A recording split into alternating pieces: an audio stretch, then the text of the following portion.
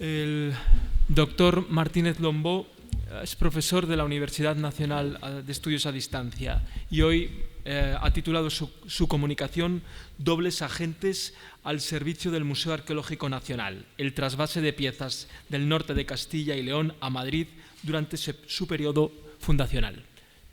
Le doy la palabra. Muy bien, ¿se me escucha? Creo que sí. Perfecto, pues vamos a empezar sin más dilación, por lo tanto. En primer lugar, quería agradecer obviamente al Comité Científico que me ha permitido presentar aquí una contribución que espero ayude a reconstruir parte de la memoria de unas piezas que no se encuentran en su contexto original y que no se han incluido en el relato oficial transmitido por las instituciones que las custodian, algo que, en mi opinión, priva al visitante de una información muy valiosa para comprenderlas en todas sus dimensiones, que obviamente va más allá de las estéticas o artísticas, en la misma línea que se trabaja en el proyecto Nostra et Mundi que hoy nos acoge. Me voy a centrar en algunos casos de piezas del norte de Castilla y León que fueron trasladadas al Museo Arqueológico Nacional de Madrid durante sus primeros momentos, transitando un camino de dispersión y descontextualización oficializada iniciada por múltiples instituciones, sobre todo a partir de la conocida como Desamortización de Mendizábal de 1834-1835. Este museo fue creado mediante Real Decreto del Ministerio de Fomento de 20 de marzo de 1867 y puede considerarse como heredero de dos tipos de museos que habían surgido en la centuria anterior. El primero, en el contexto de un cambio de actitud hacia la protección de las antigüedades clásicas, que tuvo su epicentro en Roma, donde se comenzó a legislar como respuesta a la agresión del mercado de antigüedades, aprovechando para crear unas nuevas instituciones que sirvieron también para promocionar el Estado, el Museo Capitolino y el Pío Clementino. Y el segundo, como consecuencia de las medidas de salvaguarda que intentaron poner freno a la destrucción causada tras la Revolución Francesa de 1789. Allí surgió el Museo de los Monumentos Franceses de Marie-Alexandre Lenoir, un nuevo tipo de museo cuya influencia será decisiva en todo el siglo XIX. Un museo de las obras de arte arrancadas de sus contextos originales por conquistas, supresiones y demoliciones que acertadamente la profesora Alessandra Motola Molfino ha denominado como Musei de la Colpa, museos de la culpa. La ocupación francesa de España en 1808 trajo estas prácticas desamortizadoras a la península ibérica y al mismo tiempo la maquinaria estatal se puso a trabajar de manera tímidamente para poder salvar los restos del naufragio.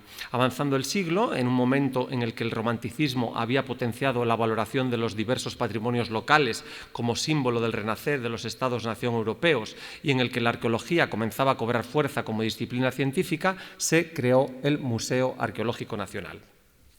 La endémica falta de recursos para estos fines causó que se planteara la asunción de colecciones existentes en otras instituciones, como la Biblioteca Nacional, así como el fomento de depósitos y captación en las provincias de piezas que no fueran de gran interés para la historia local y tuvieran un carácter más nacional. Una vez que se tenía el contexto legal, fue necesario buscar colaboradores que trabajaran sobre el terreno, que tuvieran acceso a las piezas y que formaran parte de las comisiones de monumentos que en ese momento estaban intentando crear o acrecentar los museos provinciales. De ahí que los denomine dobles agentes, ya que a la vez que mostraban una cara en las juntas de estas comisiones, presentaban una cara bien distinta en la correspondencia privada con la dirección del MAN o a través de sus propios actos. En León nos centraremos en la figura del arquitecto Ricardo Velázquez Bosco, que había llegado a la ciudad para trabajar en las obras de restauración de la catedral a las órdenes de Matías Laviña. Formaba parte de la Comisión de Monumentos desde su reorganización de mayo de 1866, ocupando el cargo de secretario, acompañando a intelectuales tan destacados como Fidel Fita, lingüista jesuita del Colegio de San Marcos, o el abogado y político Patricio de Azcárate. Fue el aliado perfecto de José Amador de los Ríos, que ocupó la dirección del MAN en febrero de 1868, que intensificó las gestiones para obtener objetos para su museo, aprovechando su amplio conocimiento del contexto administrativo patrimonial español por haber sido secretario de la Comisión Central de Monumentos desde su fundación en 1844. Bosco se implicó en la búsqueda de un local para el museo, informando en septiembre de 1868 que en breve tendrían las piezas necesarias para su instalación, seguramente contando con las procedentes de las excavaciones de la ciudad de Lancia que él mismo lideraba. Trabajó en la consecución del convento de San Marcos tras la expulsión de los jesuitas en octubre de 1868 como sede para el museo y participó en la financiación del traslado de las piezas a este lugar, así como en su selección y en la redacción del catálogo entre julio y septiembre de 1869. Por lo tanto, estaba completamente vinculado y concentrado en mejorar el Museo de León. Es por esto que sorprende que al mismo tiempo, desde sus primeras comunicaciones con De los Ríos, el director del MAN, se comprometiera con la labor de engrandecimiento del Museo Nacional, declarando sus intenciones por escrito. Le decía en una carta: «Repito a usted mi oferta de ayudarle en su honroso cargo en cuanto a mis cortas fuerzas alcance». Y es por esto que se convirtió en el informante del Museo Arqueológico Nacional en la provincia de León. En otra misiva, que merece la pena leer, decía: «De esta provincia se podría remitir una rica colección. Todos estos objetos bien desearía podérselos remitir, pero ya comprenderá usted que, estando a gran distancia unos de otros, de algún peso los unos, teniendo que hacer excavaciones para otros y no pocos en manos de particulares, que no los cederían gratuitamente, hace que ocasione gastos excesivos para poderlos sufragar yo». Tras este compromiso, Bosco continuó informando periódicamente a Ríos sobre los objetos que podrían ir al Museo de Madrid. Contribuyó en la remisión al MAN de los objetos procedentes de una necrópolis de época romana descubierta en Puente Almuey, que tenéis ahí un vidrio en la imagen, y le recomendó que el Ministerio de Fomento, por ser el financiador, solicitara para este museo los objetos que se descubrieran en Lancia, puntualizando, decía en otra carta: «Pues no siendo fácil que en León se forme nunca museo, están siempre expuestos a que se pierdan sin provecho ninguno». También le puso sobre la pista de una Virgen bizantina en bajorrelieve, que es la que tenéis en la imagen, que se halla en la parte exterior de una capilla de Sagún y la cual están acribillando los chicos a pedradas. Ya había intentado comprarla hacía tiempo, pero el vendedor había pedido mucho y entonces le recomendaba al director del MAN: «Le recomiendo hacer una nueva oferta porque la cosecha había sido mala y quizá fuera más sencillo conseguirla. Pero esta oferta no la haría hasta saber si el MAN tenía los fondos para ello. Se había abstenido de dibujarla porque no quería que sus propietarios fueran conscientes de su verdadero valor», decía textualmente. «Todo esto que hoy no tiene en ningún precio, ya usted sabrá lo que es a gente que en cuanto se les pregunta ya no quieren venderlo o quieren mucho dinero». Toda esta complicidad propició un viaje de Amador de los Ríos, el director del MAN, a León en septiembre de 1868, en el que fue asistido por Bosco. En esta ocasión, el gobernador civil, como presidente de la Comisión de Monumentos, le entregó varias piezas de Lancia, entre las cuales, y decía el documento, 31 fragmentos de pateras, jarros y otros vasos de barro saguntino, ornados de exquisitas labores en que se hallan aves, frutas, flores y cuadrúpedos. Y también se llevó de los Ríos, en esta ocasión de León, una espada jineta nazarí donada por el párroco de San Marcelo del siglo XV. Estas acciones privaron de valiosos objetos al museo, que al año siguiente se instalaría en el convento de San Marcos, pero propició el nombramiento de Bosco como corresponsal del Museo Arqueológico Nacional en la provincia de León. La revolución de ese mismo septiembre de 1868 y la dimisión de Amador de los Ríos como director del museo tras sufrir un atentado causaron la interrupción momentánea de las gestiones de Bosco como facilitador de piezas. Lo que no se pudo parar fue la consciencia del potencial arqueológico y cultural de la provincia, que sería campo de la comisión de Juan de Dios de la Rada y Delgado y de Juan de Malibrán, que llegaron a León en diciembre de 1869. Bosco les facilitó el trabajo, aportando la información necesaria, haciendo de intermediario con instituciones como la Comandancia Militar, el Cabildo o el Ayuntamiento, de las que también consiguieron piezas.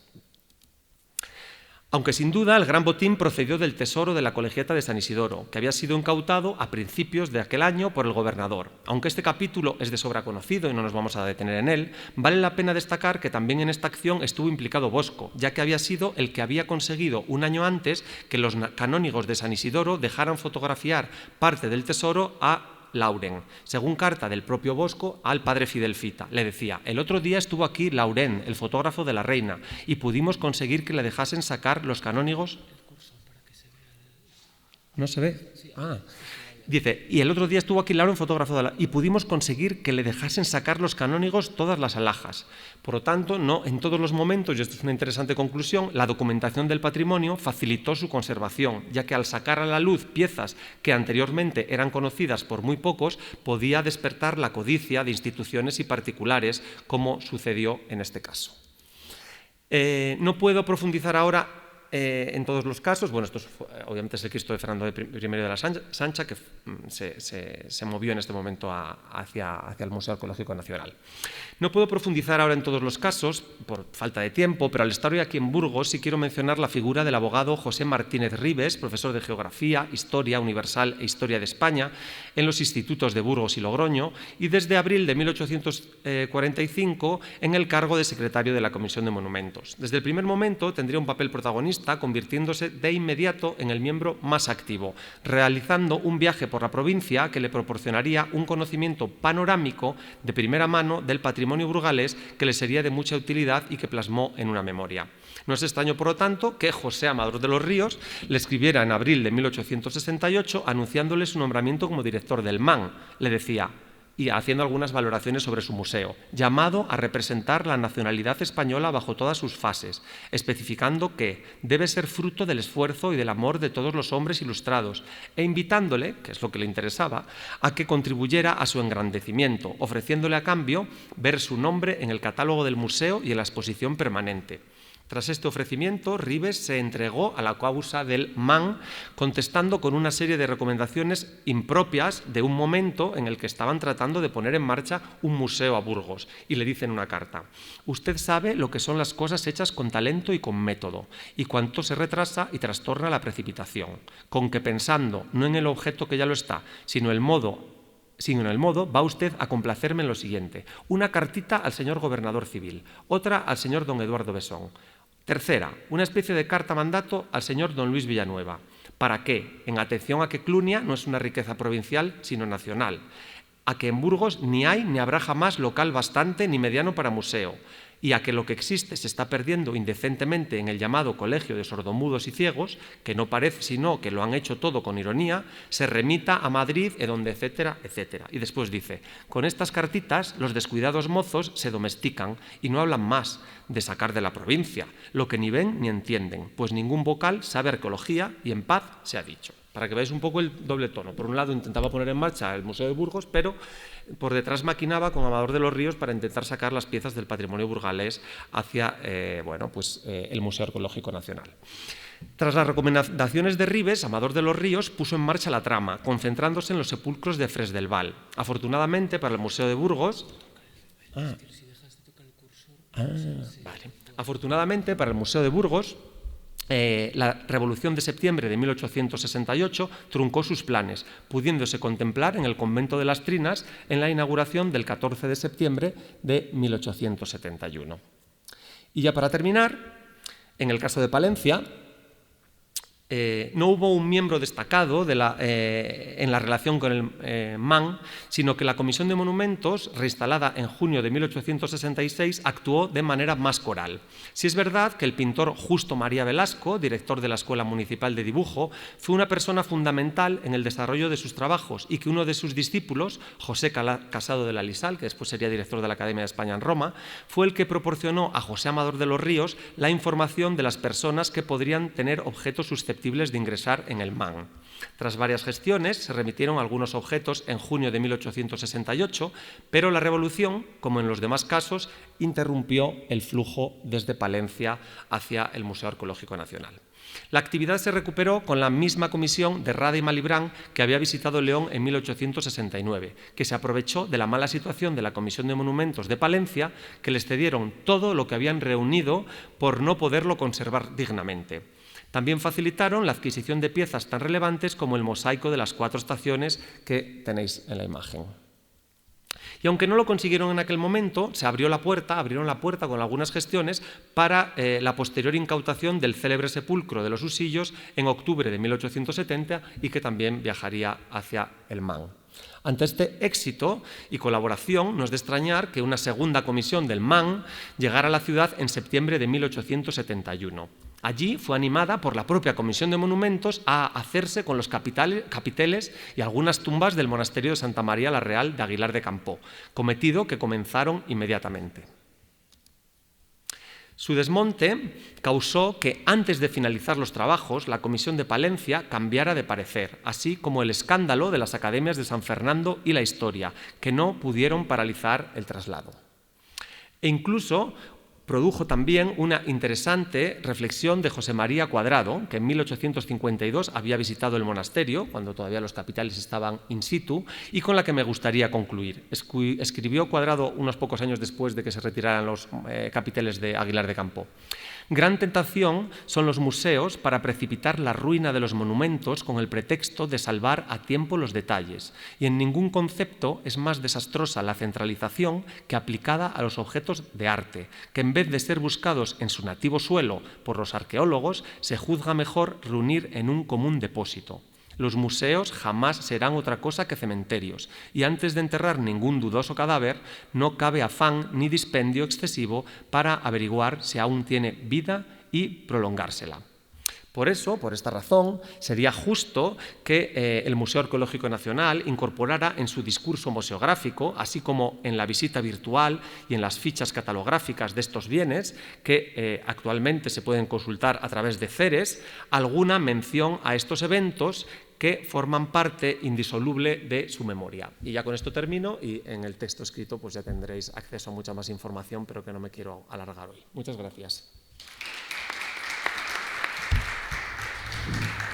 Gracias. Continuamos con la comunicación de Antonio Bellido. Bien, Antonio Bellido, de la Junta de Castilla y León, ha titulado su comunicación Victorian Albert Museum y sus colecciones etnográficas procedentes de Castilla y León, joyas olvidadas. Gracias. Vale, gracias. Bueno, gracias al Congreso, a la Fundación de Castilla y León, a la universidad que nos acoge y sobre todo a los pocos que se han venido por aquí, obviando la sala principal, que tiene mucho mérito con el fresquete que entra en esta zona. Así que muchas gracias a todos. Bueno, a ver, yo voy a hablar, así como en general, ha estado todo el mundo hablando de cosas artísticas. Yo voy a hablar un poco de cosas más mundanas, más etnográficas, entonces, bueno, igual tiene menos interés, pero bueno. Para esta comunicación he recurrido al catálogo que tiene el Victorian and Albert Museum en abierto en su página web. No he ido a Londres a verlo y entonces, bueno, a partir de esa base de datos he encontrado 55 piezas o conjuntos de elementos de etnografía procedentes de las provincias me centraba en Castilla y León, entonces he encontrado cosas de Salamanca, Astorga, Burgos, Segovia y Valladolid. Y he visto que no tenían cosas ni de Ávila, ni de Palencia, ni de Soria, ni de Zamora. Entonces, bueno, sobre esta base, la mayoría son piezas de joyería popular, pero bueno, ya con los otros objetos etnográficos, que son básicamente llamadores y cerradores de halcones de forja y un par de azabaches. Entonces, bueno, como luego en el texto se podrá ver con más detalle de las cosas, pues voy a intentar centrarme en hablar un poco de las circunstancias en las que estas piezas se fueron hasta allí, ingresaron en las colecciones del museo, en lugar de hablar tanto de qué tipo de objetos son y los paralelos, bueno, voy a hablar un poco más de la gente, que me parece más interesante. Entonces, bueno, nos vamos a situar en la segunda mitad del siglo XIX en Londres, reina Victoria, sobre un vasto imperio en el que dominaba prácticamente todo el mundo, y en este contexto es cuando empieza la historia del Victorian and Albert Museum, a partir de una exposición que se hace en 1851, en la gran exposición de trabajos de industria de todas las naciones. A partir de esa exposición, el príncipe Alberto adquirió muchos objetos allí expuestos y con ellos, al año siguiente, crea el Museo de Manufacturas, que se inaugura oficialmente en el 1857, con el nombre de South Kensington Museum, y que a partir de 1899 se rebautizó con su nombre actual, con el Victorian and Albert. Entonces, bueno, sobre esta base nos encontramos con, en primer lugar, vamos a hablar de este personaje, es Juan Facundo Riaño, granadino. Después de haber estado oyendo lo de la colega del Victorian and Albert, pues está bien seguir hablando de gente granadina. Él tiene un largo periplo en su vida, pasa por un montón de instituciones, parte en la Universidad de Granada, se coloca primero en la Escuela Superior de Diplomática en Madrid y desde 1879 es oficial de la sección de anticuarios del Cuerpo de Archiveros, Bibliotecarios y Anticuarios. Y posteriormente llega director general de Instrucción Pública en 1881 al 83, fue un notable coleccionista, académico de la Real Academia de Bellas Artes de San Fernando, de la Real Academia de la Historia, y justo antes de su muerte dirigió el Museo de Reproducciones Artísticas de 1898 a 1901. Lo que nos interesa aquí es su vinculación con Gran Bretaña. Entonces aquí queremos destacar que sirvió como comisionado de España en la exposición que se abrió en el South Kensington Museum en 1876, nombrado por España. Pero en realidad su relevancia dentro de España que es casi un poco posterior a la importancia que tuvo dentro de Londres, porque con anterioridad, desde 1870 al 77, ya trabajó como asesor y como evaluador en las compras que realizaba el Museo Londinense. Se dedicaba a buscar objetos en venta en Madrid y en otros lugares de España, en especial en el campo de las artes decorativas, como textiles, cerámicas, cristal, joyas, y llegó a publicar un par de libros, que son esos que están aquí marcados, publicados en los años 1872 y 1879. El primero sobre objetos artísticos de origen español de los que estaban en el museo, y luego el segundo sobre las artes industriales en España, pero que también estaba centrado en las colecciones de este museo londinense.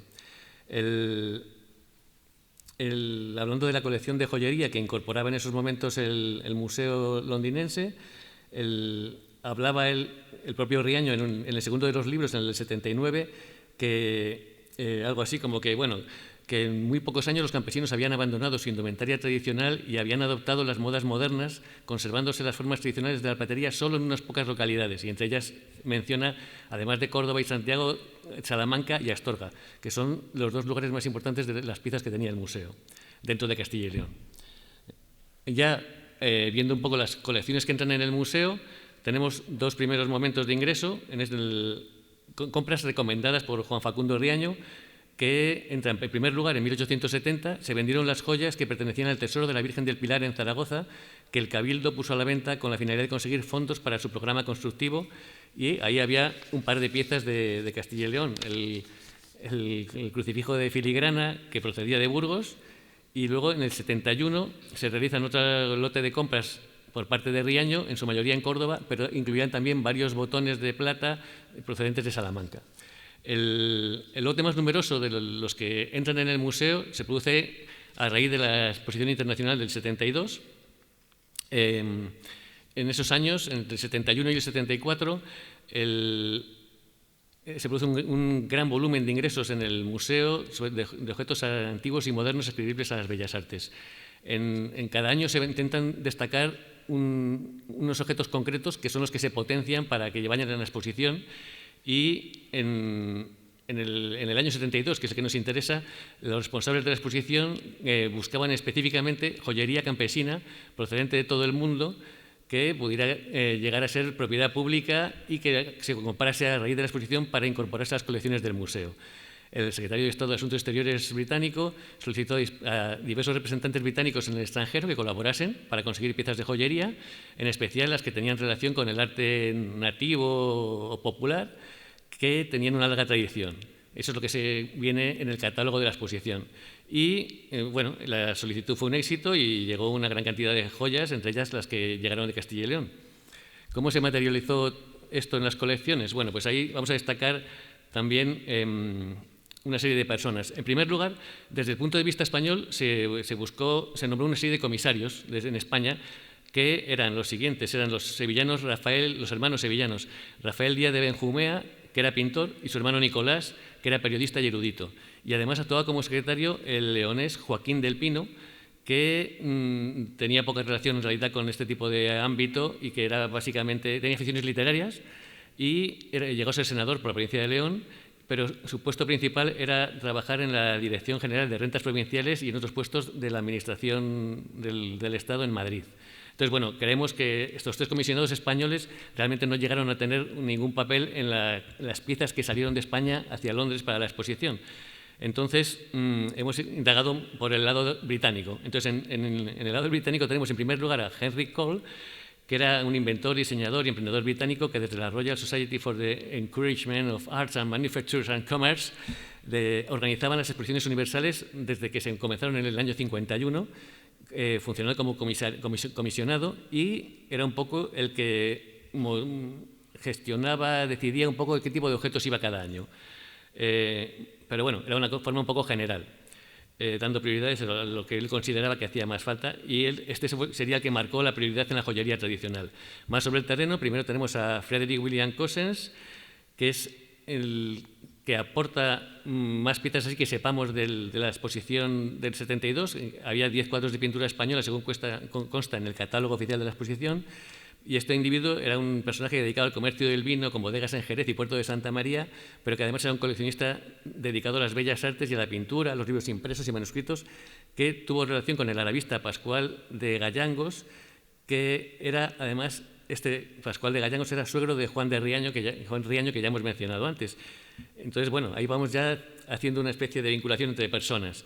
En el caso de las joyas españolas, los técnicos del Victorian and Albert indican que todas las joyas que llegaron al museo procedían de Austen Henry Layard, que también era un viejo amigo de Henry Cole, y que entre el 1869 y 1877 fue embajador británico en España.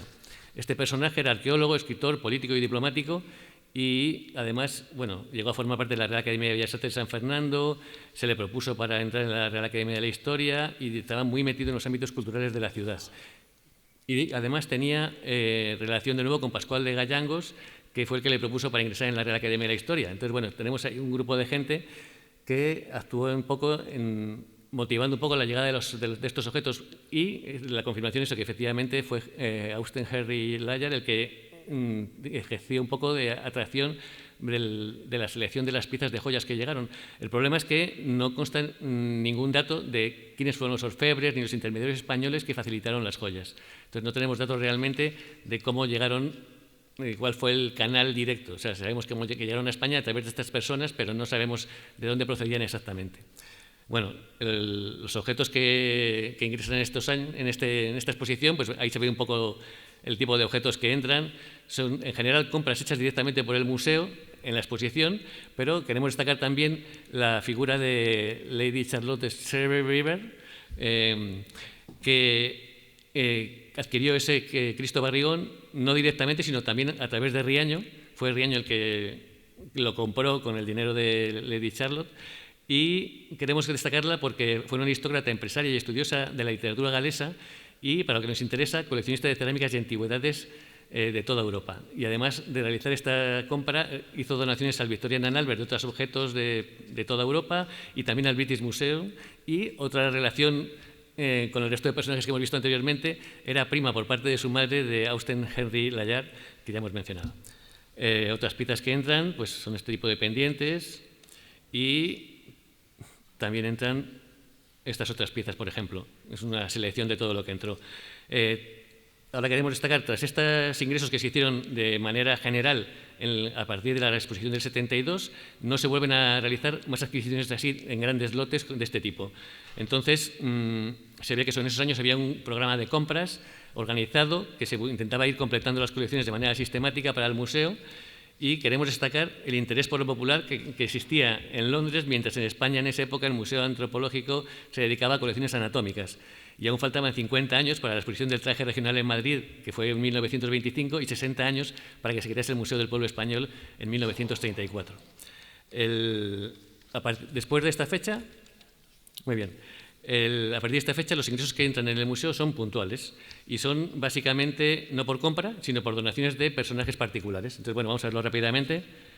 Tenemos aquí este pendiente que entró por una donación de la esposa de este personaje que aparece aquí, que la vinculación es importante porque este hombre era historiador del arte y coleccionista, y aunque su tema de interés no era el tipo de joyería popular, bueno, pues trabajó para el Victorian and Albert y llegó a ser director adjunto. Estuvo trabajando entre 1906 y 1913 y en la documentación de esta persona encontramos que llegó a hacer viajes a España encargado por el propio museo para realizar diversos trabajos y, bueno, debió estar en España en torno a 1911, coincidiendo un poco con esta donación que entrega no él, sino su mujer. Este es otro personaje destacado. Este era un coleccionista de arte y notable deportista que viajaba por todo el mundo, también coleccionando muchos objetos artesanales.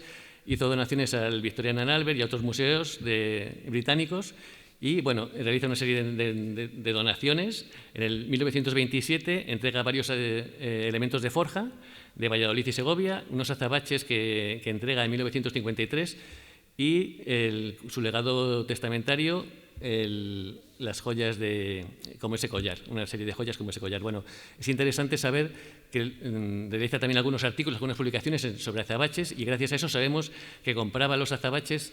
Estos fueron más o menos en torno a 1910, en cualquier duda, sin duda ninguna, fue antes de 1917 Y, bueno, él los compraba en mercaderes ambulantes y en las tiendas, o sea que no es un... Aunque los elementos de forja, por ejemplo, sí que parece que son de anticuarios porque son más antiguos, se ve que realizaba también compras entre los artesanos. Y finalmente, estas son otra de las piezas que llegó al museo por un legado testamentario también de esta persona, Emery Chut, que queremos destacar, que era una enfermera de la Cruz Roja, su padre americano trabajó como embajador en Roma, y como cónsul, mejor dicho, en Roma, y ella estaba allí en Italia con su padre. Bueno, con su hermana hizo un viaje a España en torno a 1925, y en una tienda de Astorga fue cuando compró estos pendientes.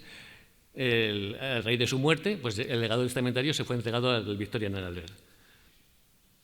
Y finalmente, bueno, quiero mencionar eso, que el origen de estas colecciones en ningún caso se trata de ningún expolio, sino más bien una compra de piezas de joyería realizada en un momento determinado por una institución cultural, no a anticuarios ni a gente así, sino en teoría procedente de artesanos que estaban en ese momento activos, y luego una serie de entregas que realizan distintos individuos que, guiados por sus inquietudes artísticas o estéticas, acudían a distintas localidades españolas, efectuaban pequeñas compras, seguramente en su mayoría a artesanos locales y en un caso a anticuarios. Y también queremos destacar nuestro agradecimiento al personal técnico del Victorian and Albert, que son los que generosamente han ido respondiendo a nuestras cuestiones, ya que no hemos viajado hasta allí, sobre los temas que han ido surgiendo durante esta indagación. Y por eso, bueno, les quería tener aquí presentes. Muchas gracias.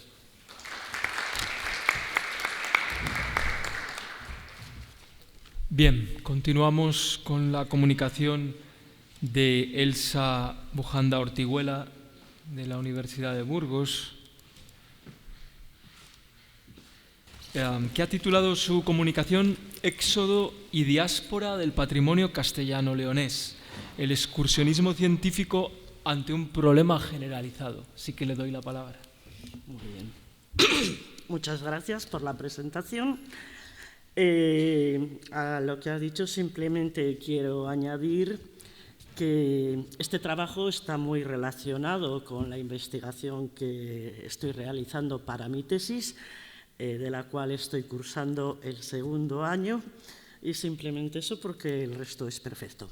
Vamos a intentar ser rápidos. Y bueno, mi presentación parte de una paradoja histórica que se resume en esta frase que vemos aquí: estudiar el patrimonio mientras se pierde, ya que en lo que podríamos denominar como la edad de oro del excursionismo científico, que transcurre aproximadamente entre 1890 y 1930, y dentro del contexto de la restauración borbónica, el patrimonio español se documentó como nunca antes se había hecho, pero curiosamente, al mismo tiempo, la falta de una legislación efectiva permitió su venta y exportación masiva. Y ante esta pregunta surge ante esta realidad, ante esta paradoja, surge una primera pregunta, que es: ¿cuál fue la posición real de las sociedades excursionistas ante este problema? ¿Fue una posición unánime, diversa? Y además, ¿qué hicieron, si es que hicieron algo? ¿Denunciaron, justificaron o simplemente se callaron? Bien, pues lo que vamos a tratar de resolver en esta presentación es precisamente esta cuestión. Vamos a rastrear las voces de aquellos que hablaron por estas asociaciones y veremos qué nos cuentan. Bueno, evidentemente, para realizar este trabajo, nuestra fuente histórica han sido los boletines de las dos sociedades que por el ámbito territorial de nuestro trabajo nos interesan, que son, por una parte, la Sociedad Española de Excursiones, fundada en 1893, con sede en Madrid y de ámbito nacional, y por otra parte, pues la Castellana de Excursiones, que se funda 10 años más tarde, en 1893, con sede en Valladolid y de ámbito regional. De ámbito regional entendamos lo que en aquel momento se consideraba como la región de Castilla la Vieja y la región de León. Y además incluían las provincias de Santander y Logroño, hoy autonomías aparte. Pero bueno, bien, pues a partir de estos boletines se ha realizado un rastreo sistemático de referencias a ventas, exportaciones y expolio, y también un análisis del discurso. Y tras este análisis se ha observado que no hubo una respuesta unánime, sino que se articularon diversas actitudes dentro del excursionismo que oscilaron entre la complicidad y la resignación y la denuncia y el silencio. En todos estos grupos, evidentemente, hubo grados y matices, y vamos a analizarlos y a ver quiénes los representaban. En cuanto a la complicidad, y dentro de aquellos casos que muestran la normalización de la compraventa de antigüedades, vamos a comenzar por el extremo más permisivo, que es la crónica de Federico Hernández y Alejandro titulada Mi viaje a Clunia, que se publicó en el Boletín de la Sociedad Castellana de Excursiones en 1907. Hernández relata su excursión como una auténtica gesta, esto era una aventura, era épico. Sus compras, lejos de generarle incomodidad, se presentan como logros. Y además, no solo compra, no sé si podéis leer, no sé si se lee bien, si no lo leo yo, no solo compra, sino que incluso instiga a excavar, algo que narra con total naturalidad y que además le enorgullece. Y dice, bueno, lo voy a leer porque igual está un poquito pequeño. Dice, empezó a excavar la tierra y ansiando adquirir algo auténtico, di al mozuelo el encargo de que procurase proporcionarme ya vasijas, bien monedas, anillos, piedras grabadas o cualquier otro objeto. Lo importante era sacar de allí algo nuevo y único. Sin llegar a este extremo, pero mostrando igualmente la normalidad de estas prácticas, vemos a la derecha una placa de marfil comprada por Lázaro Galdiano durante una excursión que la Sociedad Española de Excursiones realizó a varios puntos de Castilla, como Fromista, Villasirga y Carrión de los Condes. Pues bien, en la explicación de esta fototipia se describe este hecho, esta compra, con absoluta normalidad. Entonces uno se pregunta, ¿era esto lo habitual? ¿Era normal? ¿Hasta qué punto era normal? Pues parece que era bastante normal, ya que en otra excursión realizada por Palencia en 1903, cuya crónica realiza el famosísimo arquitecto Vicente Lampérez, pues bueno, él relata que las religiosas del convento de Santa Clara de Astudillo condicionaron la contemplación de un cofre artístico a su venta. Finalmente no se compró y evidentemente terminaron la excursión sin poder verlo. Afortunadamente no todo era así, ya que en esa misma excursión el cura de San Hipólito, en Támara, se congratulaba de haber rechazado la cantidad de 3.000 pesetas por varios objetos litúrgicos. No era poca cosa en aquel momento 3.000 pesetas. Y bueno, uno llega a una conclusión. Parece ser que de alguna manera la idea de la compraventa estaba perfectamente interiorizada en mucha gente, en muchos colectivos, ya fuera en la faceta de vendedores o en la de compradores. Pero vamos, era algo perfectamente normal. En cuanto a la resignación, en lo que podríamos decir entre este equilibrio entre documentación y exportación, entre propiedad privada y bien público, Elías Tormo es quien representa la resignación. Y aunque él lamenta la pérdida, dice, siempre es de lamentar que emigren, pero hallamos algún lenitivo, pues bueno, Tormo lo que hace es consolarse. Se consuela pensando en el prestigio internacional que esas obras expuestas en museos extranjeros van a aportar al arte español. Uno de los mayores temores de Tormo era perder la paternidad artística de estas obras, de estas piezas, y razón no le faltaba, ya que, por ejemplo, la tabla que podemos ver a la izquierda, que igual se ve un poco pequeñita, bueno, pues en esta tabla de finales del siglo XV, que durante años fue atribuida a Luis Dalmau, un autor que en aquel momento estaba en boga, pues bien, Elías Tormo ya refuta esta cuestión en un artículo publicado en el Boletín de la Sociedad Castellana de Excursiones en 1906, titulado curiosamente Algunas tablas sacadas de Castilla la Vieja. Y bueno, el tiempo le dio la razón, tanto en sus temores como en la cuestión de la autoría de esta tabla, que en la actualidad se reconoce como obra del maestro de San Ildefonso.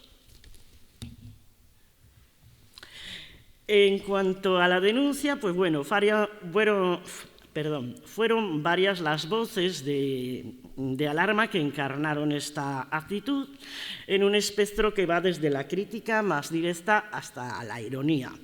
Y entre ellas hay que destacar dos por su contundencia y por su claridad, que son Simón y Nieto y Antonio de Nicolás. Simón y Nieto, en su crónica de Palencia a Numancia, Impresiones de un viajero, es probablemente la voz más contundente. Habla explícitamente de expolio y denuncia que lo que se hacía en Numancia no era excavar, sino despojar.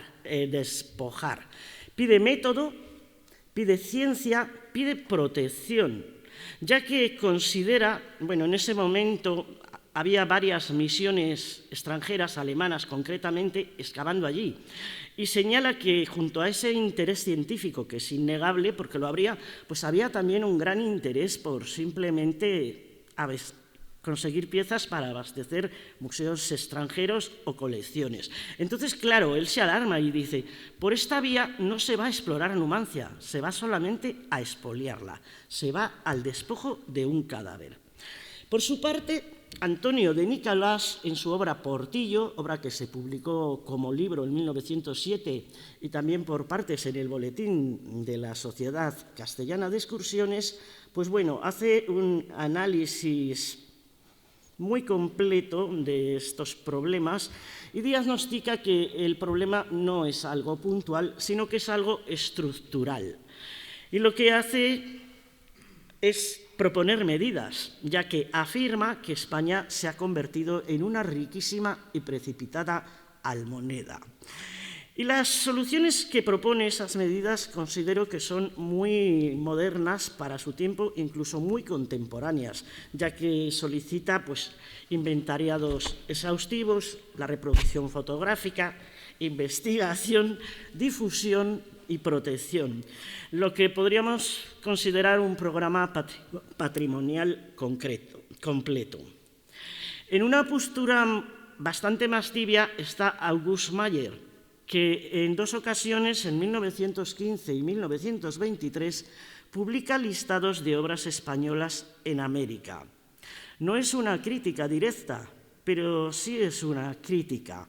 Está mostrando numéricamente cuánto patrimonio hemos perdido.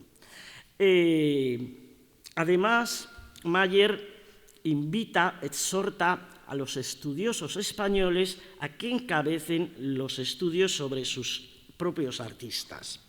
Y finalmente está el caso de Vicente Lampérez, del cual voy a leer la cita, porque me hace mucha gracia y porque a lo mejor no se ve. Y bueno, esto ocurre cuando el cura de Villamorón le presenta la custodia de la iglesia. Y dice, Dios se la conserve y la libre de chamarileros y ventas para retejar la iglesia.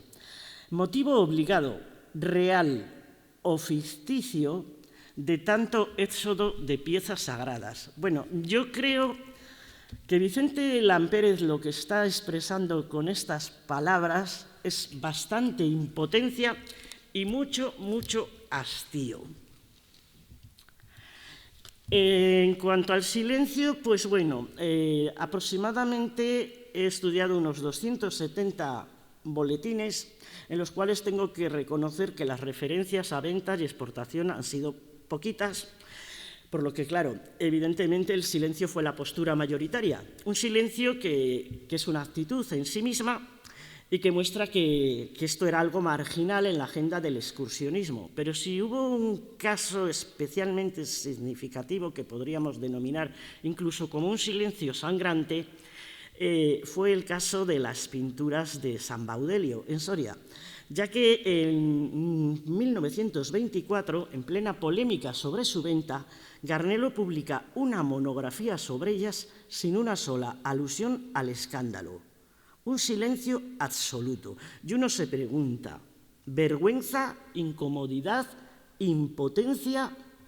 Nunca lo sabremos, pero sin duda es revelador. Finalmente, como conclusión, es decir que la respuesta ante este problema fue compleja y desigual, reflejando las tensiones de una época. La actitud predominante, como hemos visto, fue el silencio, que no debemos interpretar como indiferencia, sino como el reflejo de un momento en el que coexistían posturas contrapuestas. Y bueno, decir también que a pesar de sus contradicciones, el excursionismo actuó como un laboratorio que de alguna manera ha contribuido a la gestación de una conciencia patrimonial moderna. En definitiva, y para terminar, entre la denuncia y el silencio, y entre la ciencia y el mercado, se forjó la conciencia que hoy nos permite entender el patrimonio cultural como un bien colectivo. Y bueno, pues con esto hemos terminado. Simplemente agradecer a Nostra Edmundi por esta oportunidad, a mis directores de tesis por su apoyo y motivación y a ustedes, el público, por la atención. Muchas gracias.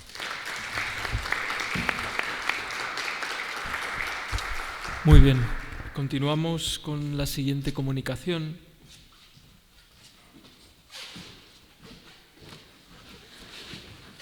Que va a impartir Manuel Haro Ramos, de la Universidad Complutense de Madrid, y que ha titulado El viaje del tesoro Manuel de Arpe y la evacuación del Museo del Prado 1936-1939. Antes de nada, muchas gracias al equipo del Congreso por la aceptación de esta comunicación, y vamos a hablar del viaje del tesoro, pero el viaje del tesoro artístico nacional, con un poquitín más de amplitud, y en este aspecto entra tanto obras del Museo del Prado como del Palacio Real o de la Catedral de Cuenca, es decir, que lo mejor de cada sitio se va cogiendo lógicamente para conformar. Pero la vamos a hacer bajo la visión de Manuel de Arpe, que es el restaurador del Museo del Prado y que va a acompañar, por lo tanto, nos vamos a centrar más en todo lo que es el Museo del Prado. Lo que sí quiero es que mirar la foto de cómo se hace un traslado. Se está evacuando una obra de Goya que estaba y está en la Basílica de San Francisco el Grande, y fijaros las cuerdas y demás, la precariedad con la que se está evacuando. A pesar de todo ello, estamos en la guerra y, por lo tanto, tenemos que decir que fue una experiencia de éxito el sacar las obras, llevarlas a Ginebra y regresar sin que se perdiera ninguna obra, ninguna venta, ninguna cosa, a lo largo de 3 años y 3.000 kilómetros por carretera y tren. Hay que reconsiderar. Los protagonistas son, en este, Manuel de Arpe, que fue conservador y que después llegó a ser conservador-restaurador del Museo del Prado, incluso estuvo trabajando como asesora en su jubilación con Diego Angulo, es decir, una persona de sumo prestigio, y también un 80% del viaje lo hizo con su hija, Conchita. Es interesante cogerlo porque ella termina como pintora y antes de morir, un mes antes de morir, se le graba todo el viaje y tiene una emotividad impresionante. Por lo tanto, la fuente de investigación va a ser el legado que deja Manuel de Arpe, que como restaurador es una persona muy meticulosa y por lo tanto recoge toda la información del viaje. Tenemos ahí el archivo, tenemos las memorias y además son memorias muy técnicas, contrastadas además con la documentación que él siempre lleva todos los días, un cuadernillo donde va apuntando. Y si llega un domingo y dice, hoy es domingo, no tenemos que hacer nada. Es decir, no son unas memorias selectivas en ese sentido.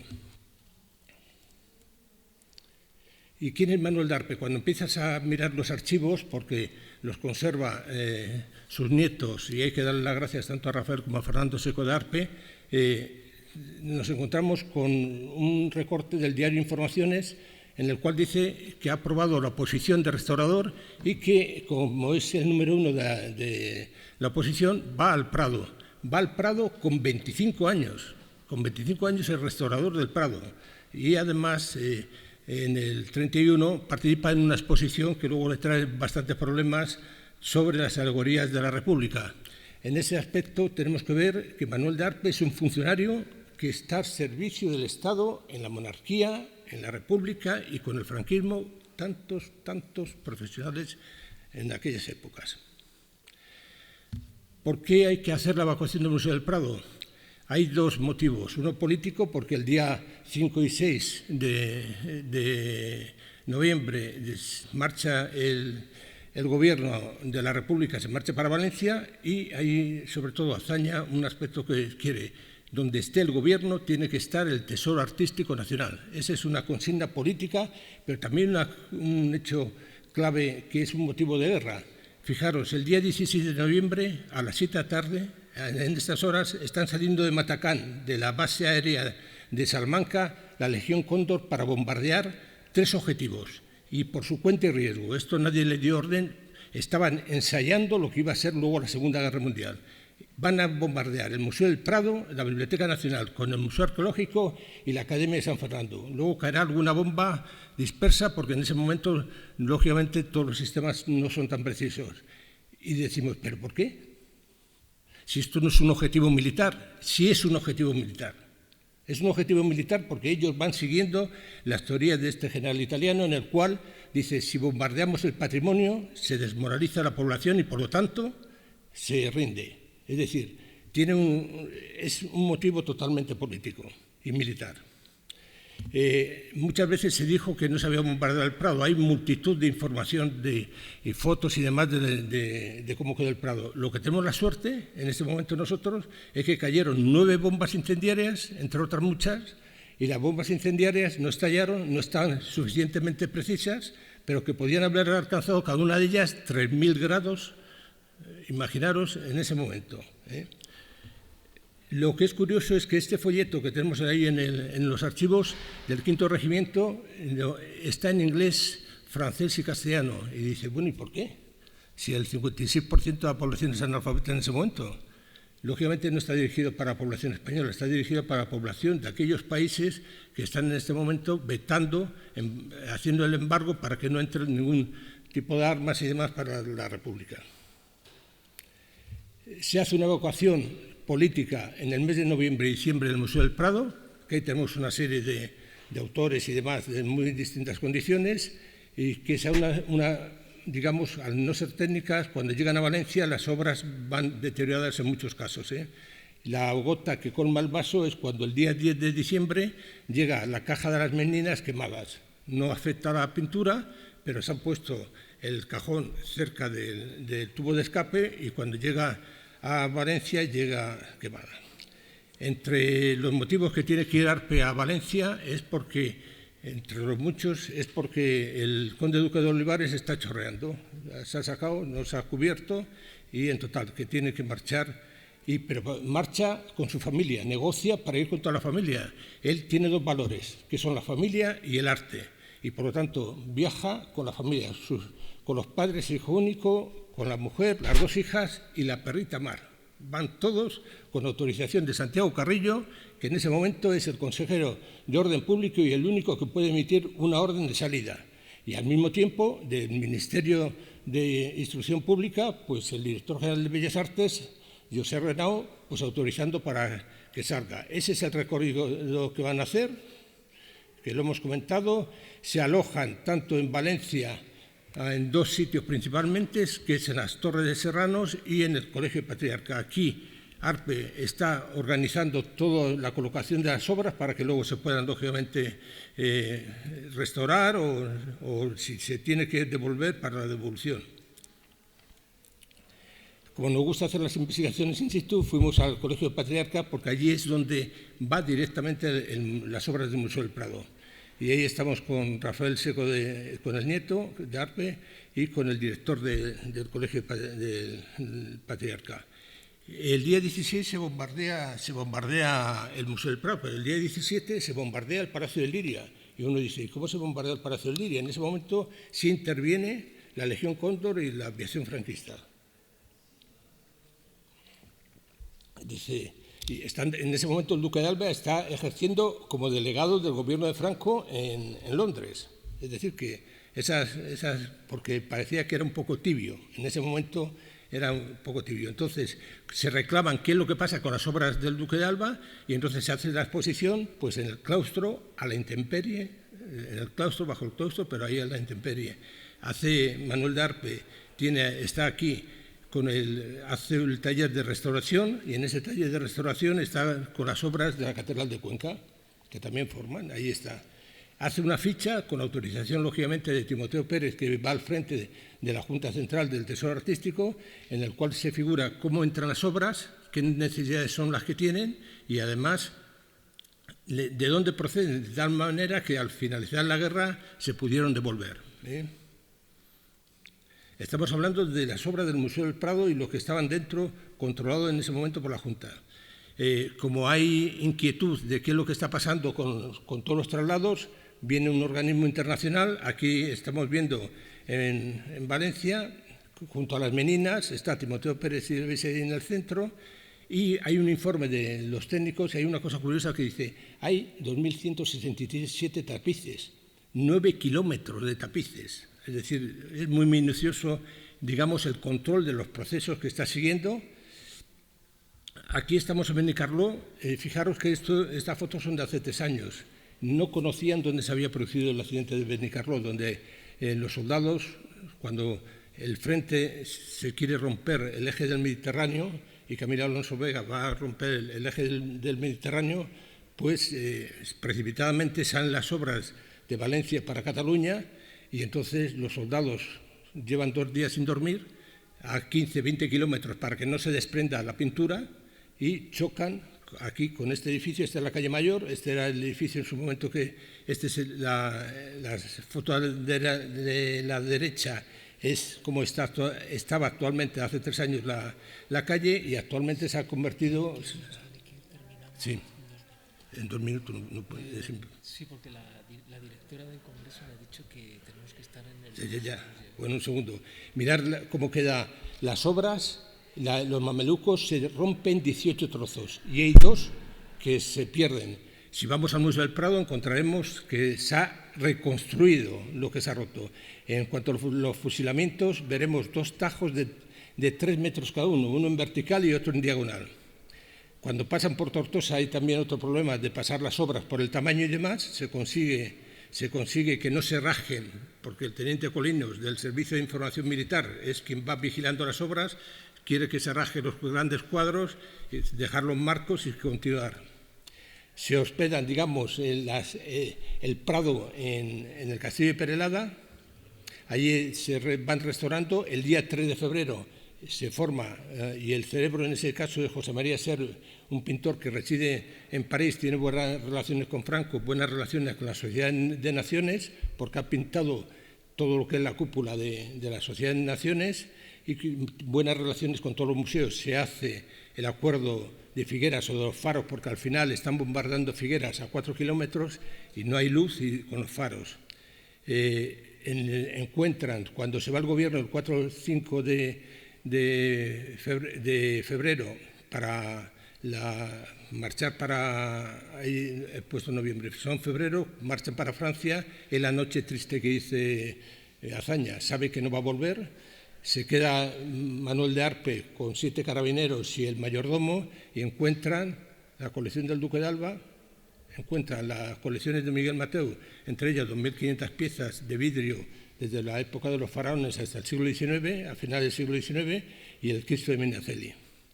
Aquí pasan la frontera el día 5, pero Negrín vuelve el día 6, estamos hablando de 20 kilómetros que se están moviendo, y le cuenta Arpe que los tesoros que están.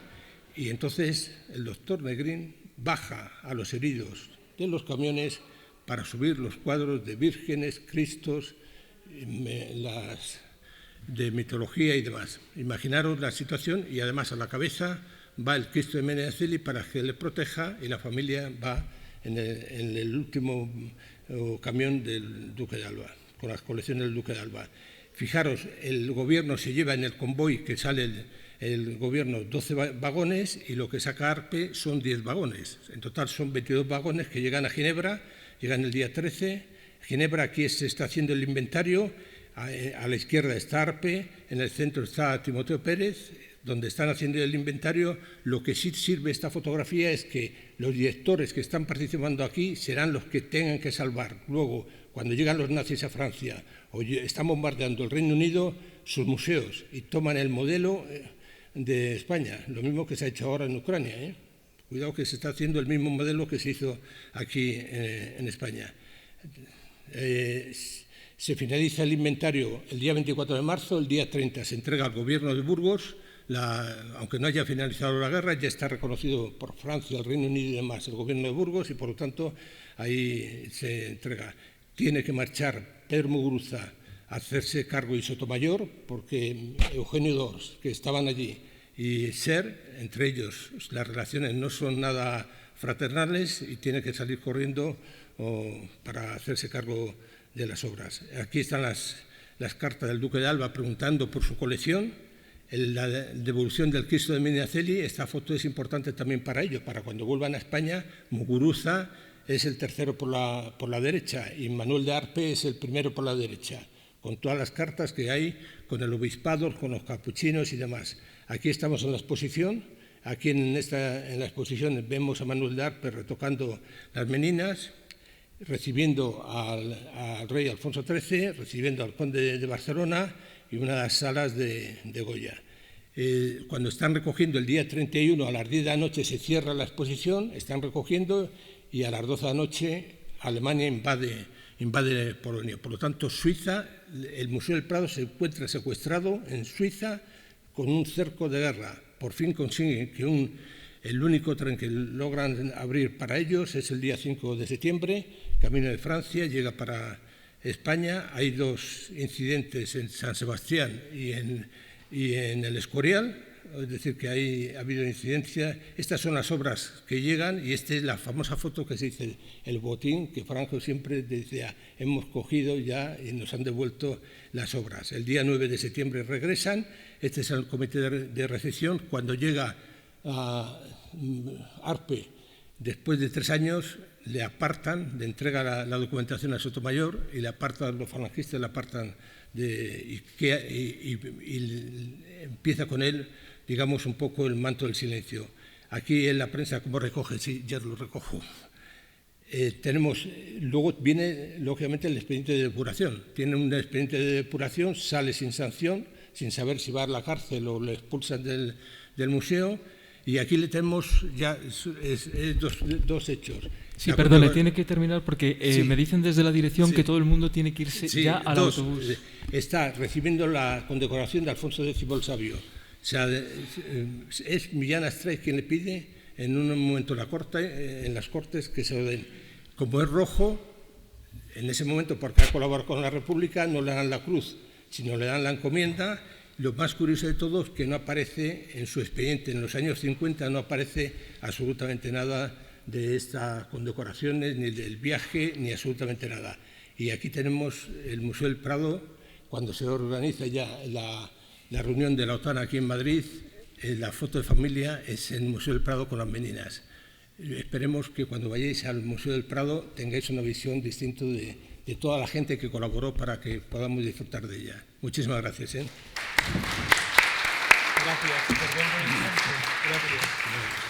Bien, tenemos el tiempo justo para que todo el mundo que desee acudir al concierto o ir al centro vaya en el bus que nos espera donde ayer. Gracias.